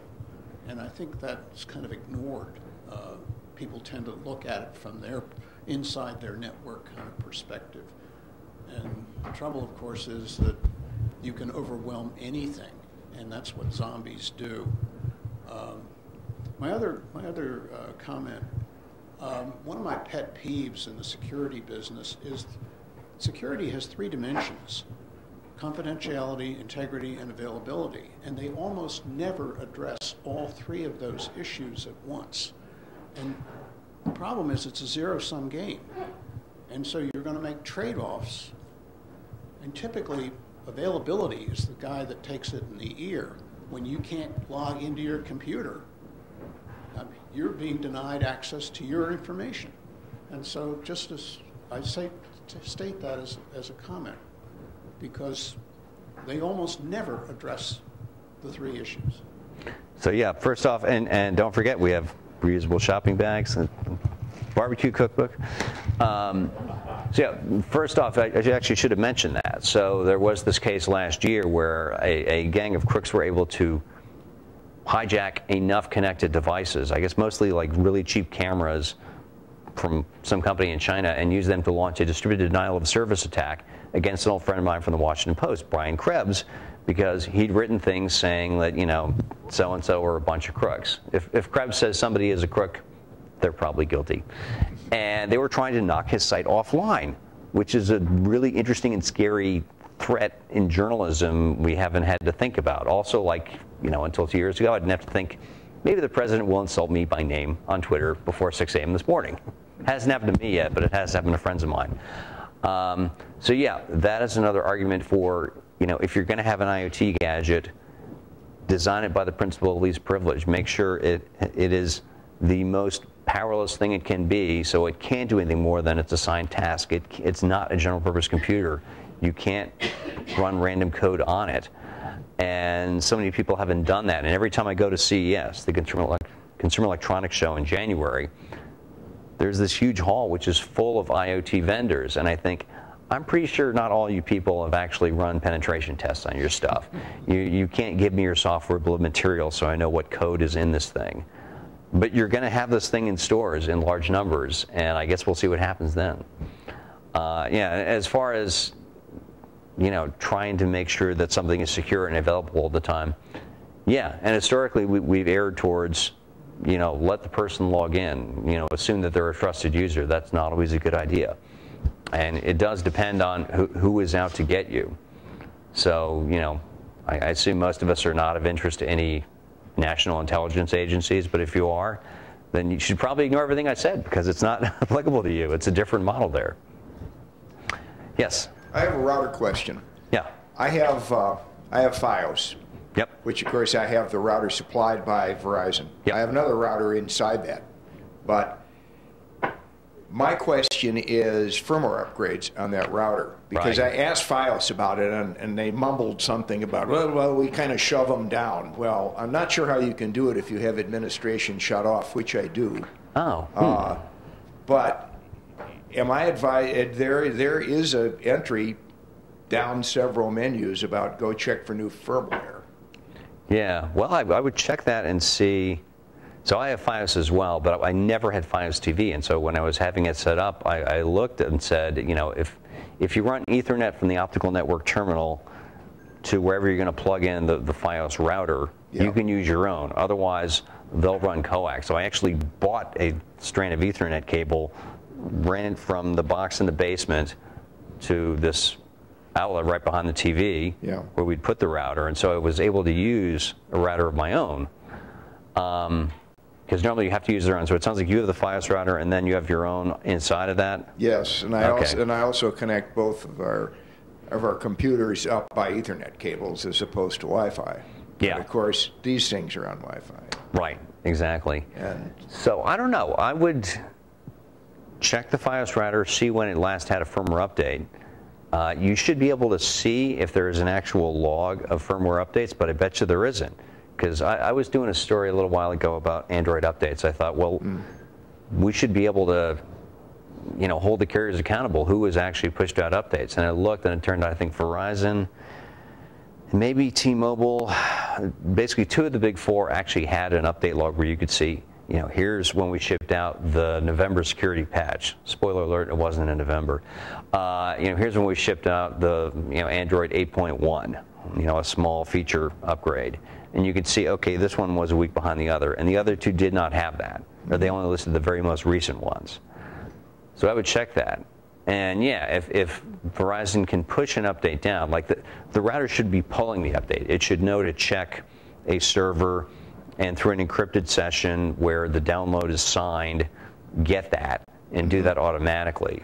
But if you can sort of push code to it remotely, that could be weird, and I don't know. The other thing to check, make sure, did you pay for the router, or are you paying like a... it's, it comes along with the FiOS. It's not my router. I mean, my router inside is my router. Did you pay for it up front, or do you have a separate line item charge on it, like $10 a month?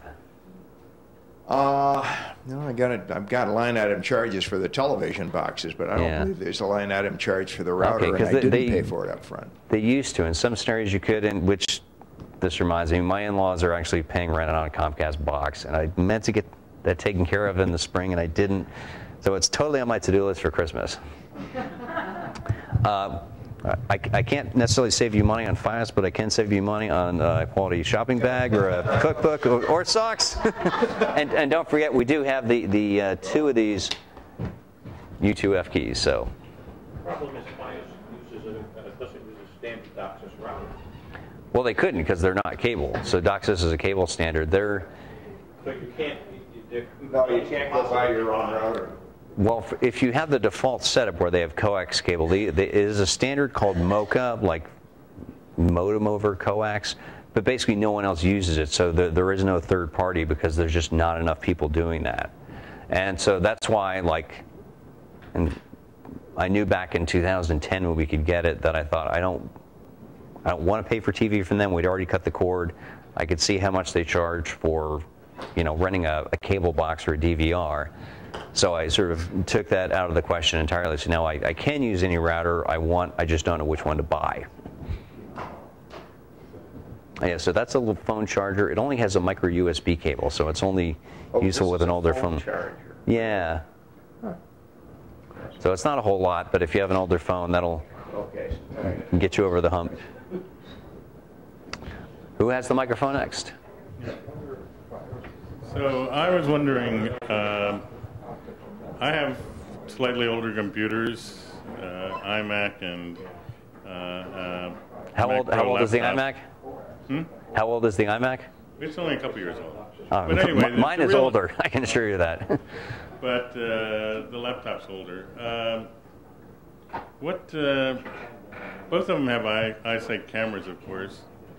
Is there some way to do facial recognition with those, or is there something coming out to do facial recognition? No, I wouldn't trust it in that case because the eyesight by itself, it's just one camera. When you have these systems, they actually have multiple cameras, so you can sort of visualize the face in stereo in 3D, and usually there's an IR camera as well, so you can verify that. I guess Face ID won't work with any cold-blooded reptiles because it won't. I don't know. I haven't tested that. That's a good experiment for the National Zoo to do. So no, I don't think you could do that. I mean, if you wanted to make it more secure to log into your Mac. Well, I was just curious. Yeah. I mean, I'm sure you could do it, but with just the eyesight, it wouldn't be very secure. And yeah, it's a pain because you're all, again, you're typing the same password all the time.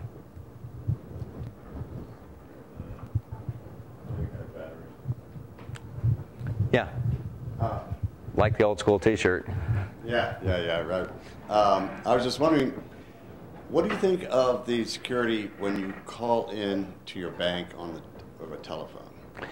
So the bank, that's a good one because banks are the one case where, if they screw up with security, it's their problem. It's not ours. The bank has to make you good. If your account is compromised, that's an FDIC regulation, which doesn't apply to business accounts, but for personal accounts. So that puts the burden on the company that is actually positioned to solve the problem. Whereas if your Gmail account is hacked or your Facebook account is hacked, they don't want that to happen, but they don't owe you any money. And so we're in a unique position there where bad things can happen to your bank account, and it's not good if someone tries to siphon some money and you have to recover it, but you will get it back. So So as long as you are making the call, they're responsible for that encryption. And if anything goes wrong, it's there. That account to brokerages too? I believe so, yeah. I mean, it's basically anything where, you know, that's just an artifact of they've been around for a while. And it's funny because, yeah, most banks don't have two-step verification. The ones that do, like I know Chase, my credit card, they have that set up, but I think it's phone-based only. Yeah, which is not, you know, great. But, you know, again, it's their problem if your account gets compromised. And it's So in some ways, that's actually more secure than... Right, like, you know, they have to, if they don't do it right, it's money out of their pocket. I mean, theoretically, we all do pay for it at some level, but that's not the situation with most other online services. Just a comment on routers, a public service announcement.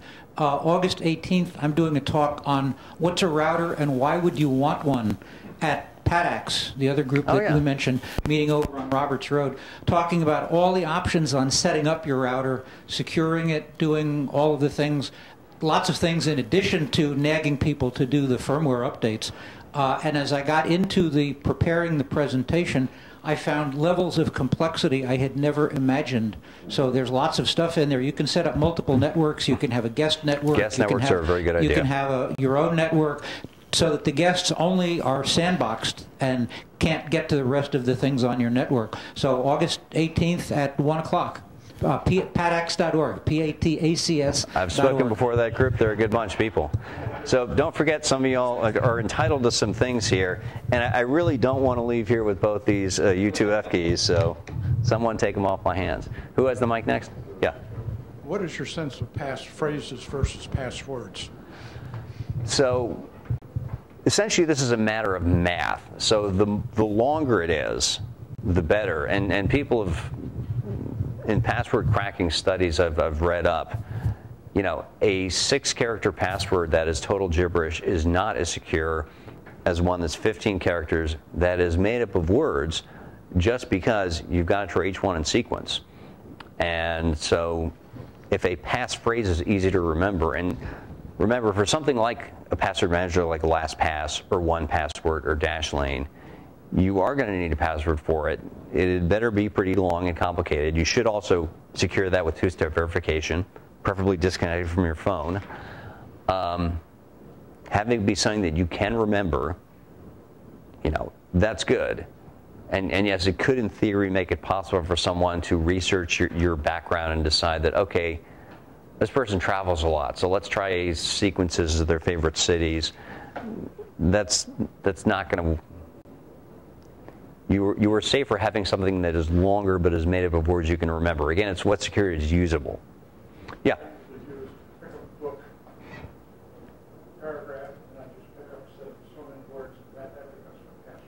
Yeah, that's good. Yeah. Going back to your initial description of what security was back a long time ago, I just recently went through a Franklin planner I had with calendars as recent as 2002, and I was absolutely amazed at what the pages in there had places for you to record, including your bank account numbers, all your credit card numbers, all your frequent flyer account numbers and passwords, and all your contacts and phone numbers, and I was aghast. Yeah. There is one place, so I mentioned Snyder before, another thing of his that's worth reading. He wrote a very insightful piece, like I think 10, 12 years ago, that you should write down your passwords, but not on a Post-it note. Put them on a piece of paper in your wallet. Your wallet is also full of other pieces of paper that you know how to keep safe. If someone picks up your wallet, they will take the pieces of paper that are money and discard the rest. And if that gets you to use more complex passwords, then you are safer on balance. If you keep losing your wallet, you have other issues you should address before information security concerns come to mind. What's the state of the art of using voice recognition as a password? Boy, I don't see that many people doing that, and that's, you know, in part because that's annoying. Like you certainly would be out of luck using that on the quiet car, taking Amtrak to New York. I suspect probably it's because, you know, a voice is a little easier to imitate. You know, there are people who do it for a living. I have seen people suggest that as a way to sort of further verify an account. I recall seeing some study with something like when someone calls in, you know, you sort of monitor bits in their speaking pattern, but then you have to sort of build a real sustained database. You know, how much training is there? And plus the whole movie Sneakers told us that, you know, my voice is my passport. It's saying you can in fact spoof. So no, I think for the most part, you know, fingerprints, we have them. That's a silent login method. You have to put your thumb on the thing anyways. Your face, you're looking at a screen most of the time. But there's lots of cases where you wouldn't be able to speak. I mean, it's the same way, like I don't actually use Google Assistant all that much or Siri all that often, because there's lots of places I'm in public I don't actually care to get into a conversation with my mobile device. Who has the mic? Oh, you do. We got one question from John.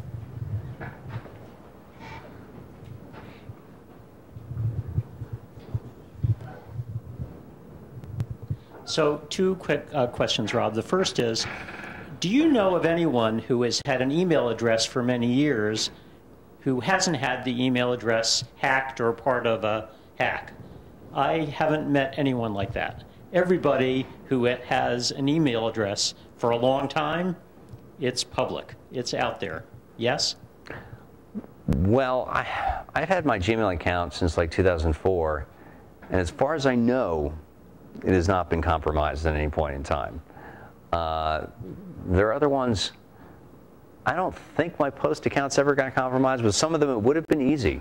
Like we had one system where this particular account, I think, was hosted at Clark.net. It was a company in Ellicott City from way back when.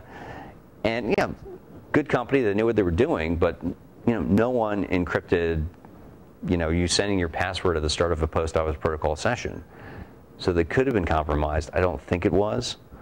I certainly know, I mean, there's always, do I know for sure that this hasn't happened? I mean, my Facebook account, I have never had that compromised that I know of.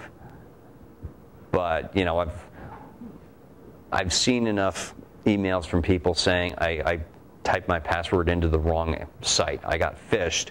So that's made me really suspicious.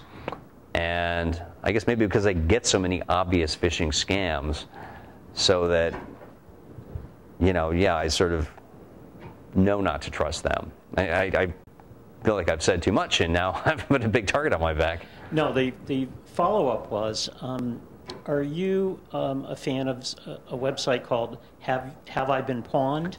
Yes, it's by a guy named Troy Hunt in Australia. HiveIBEN pwned.com, where you can plug in your email address and determine, I'm going to do this right now.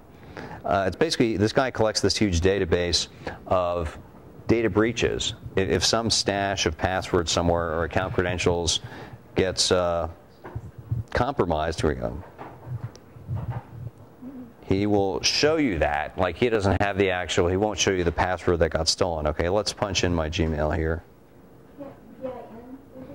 PWNED. Okay, we're going to search this here. It says where 8 breach sites. Let's see. Okay.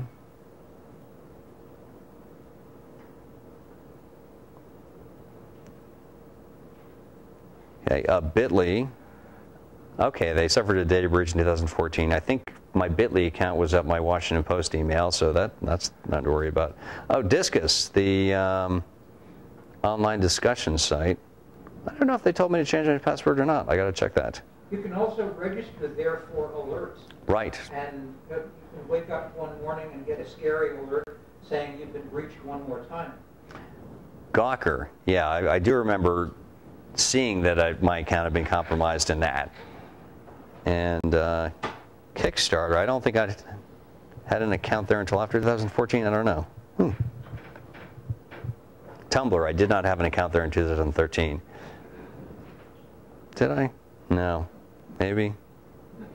Anyways, so I guess I should check these. Basically, they all reference sites where I haven't actually used them anytime lately, but I should check Discus. So the nice thing is there are some password managers that now include, they'll do a have I been pwned check. So they'll tell you, you know, hey, you've got to fix this. Change your password. What's the name of the site again? So have I been pwned? Pwn is sort of hacker speak for owned, as in like, oh, I just own this site.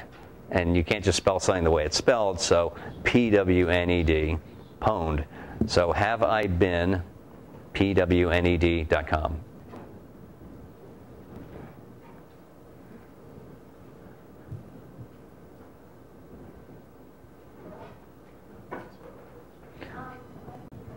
Yeah. You may get the last word here.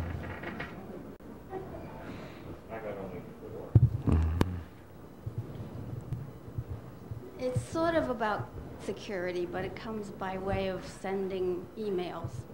And Google, besides Apple Mail, Google is a reluctant sender because every so often, it's almost like once a month, it seems like it doesn't recognize my password. Now, do you know if Google does things like wants you to change a password all the time? No, because you know, the current passwords I have like 3 different Google accounts actually. One for the Gmail I use if I like buy something online, and then there's the work account I have, and then there's the home account I have, which used to be work and home used to be entirely separate domains, and now they're just, you know, 3 different accounts from the same company. I've had those passwords for a while, and it has not prompted me to change them. If it would, like, usually you will see that happen where a site has had a breach. Like Twitter had one where they said, you know, we don't think passwords are compromised, but we recommend you change it. LastPass itself, no master passwords or password stashes were compromised, but they said, just in case, you should change your master password, so I did. But no, in no case should a site be, you know, if it thinks your password is compromised, it should say so up front. It shouldn't every month or so decide, like, we're not going to take that. You know, it can certainly be that, you know, one thing I don't like is operating systems, browsers that do password masking all the time. That's where you can't see what you just typed. Like iOS is terrible about that with Wi-Fi passwords. No matter what, and some of these things are crazy. Like, how long is the password here? I don't even remember what it is. For Mason's Wi-Fi, is there one? Yes, it's not long. Okay, because some of them, it's a 10-character thing, and I don't know what I'm typing in iOS. And it's like, give me an option to show what, you know, let me look around, make sure no one's shoulder surfing, but show me what I've typed so I'm not trying 3 times in a row to get into it. You know, it's almost as bad as when Windows XP would make you type the Wi-Fi password twice. You only had to type the password once to log into the computer, but to connect to Wi-Fi at the airport, oh, you'd better type that password twice. So we may not be done with the tech, but yeah. What I'd like to do is, does everyone see the box sitting on the table? This isn't something that Rob has dispensing in response to a question. Yeah. This is a 2012 MacBook Air that Rob wants to donate to the Mac Recycle Clinic. Now, is everybody familiar with the Mac Recycle Clinic? For the people who are actually new, let me quickly describe it. A number of years ago, it's well worth setting up. It's a good peace of mind. Light clinic that was very much a kind of a hardware clinic, and that group moved out of the pie and basically organized their own 501c3, and now it's called the Mac Recycle Clinic, and they have space in a church in Silver Spring, and they do amazing refurbishment of Macs, and the stories they tell of how they distributed them are just eye-opening. They're just wonderful. So Rob was good enough to want his MacBook Air to find either a new home or parts of it to. Well, it doesn't boot up anymore either, so it's not really a. Which didn't seem to at all diminish the enthusiasm of the Mac Recycle. People like a challenge. To get it. So let's walk around here. You have us, Dante?